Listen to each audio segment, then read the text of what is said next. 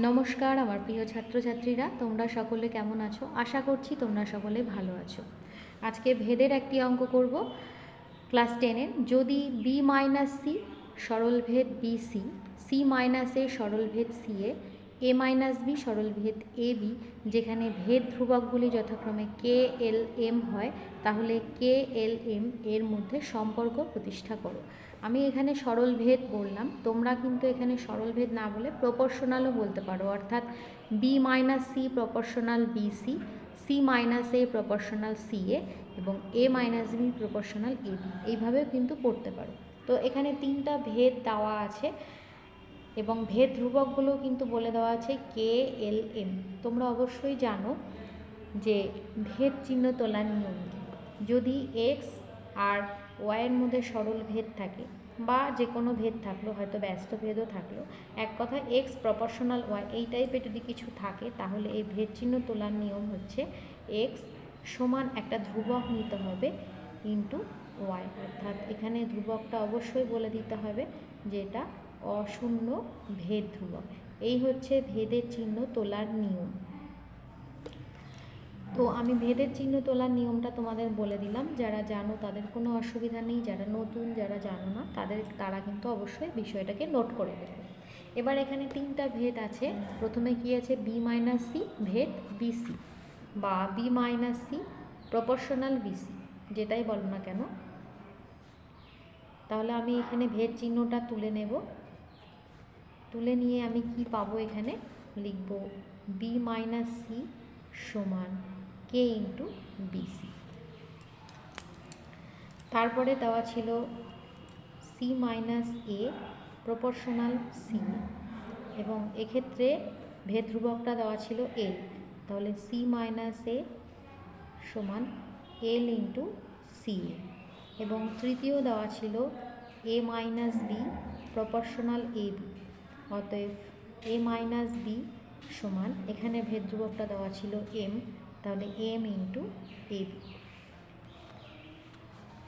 যেখানে এখানে বলে নিতে হবে যে যেখানে কে এল ও এম অশূন্য ভেদ ধ্রুবক।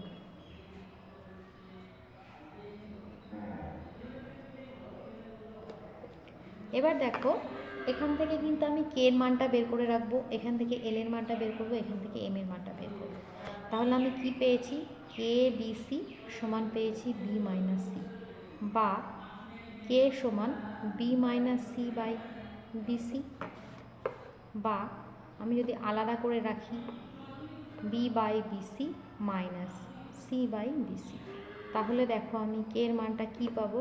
বি কেটে গেল, সি কেটে গেল, 1/c মাইনাস 1/b, অথবা এরকম আকারে রেখে দিলেও হবে।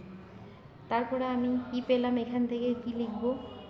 এল ইন্টু সি এ সমান সি মাইনাস এ, বা এল সমান C minus A by C এ।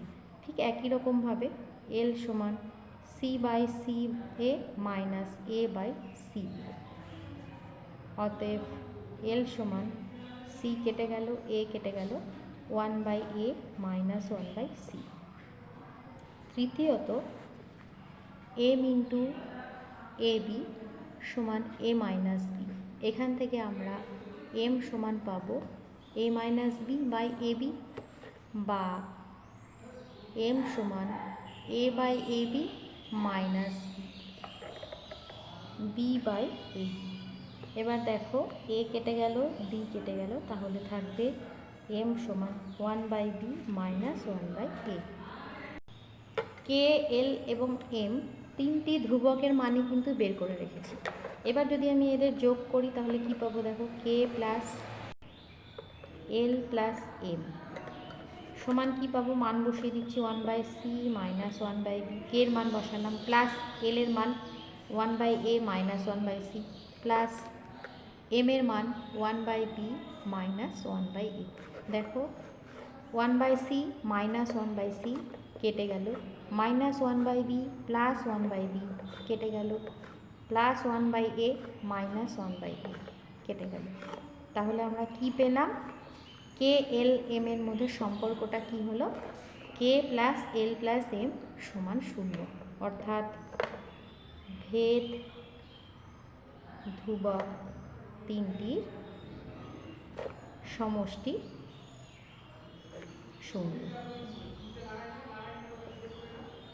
তো এই হলো ভেদের অঙ্ক। কেমন লাগলো ক্লাসটি অবশ্যই কিন্তু কমেন্ট করে জানিও। যদি ভালো লেগে থাকে অবশ্যই লাইক শেয়ার করতে ভুলো না। খুব ভালো থেকো, সুস্থ থেকো।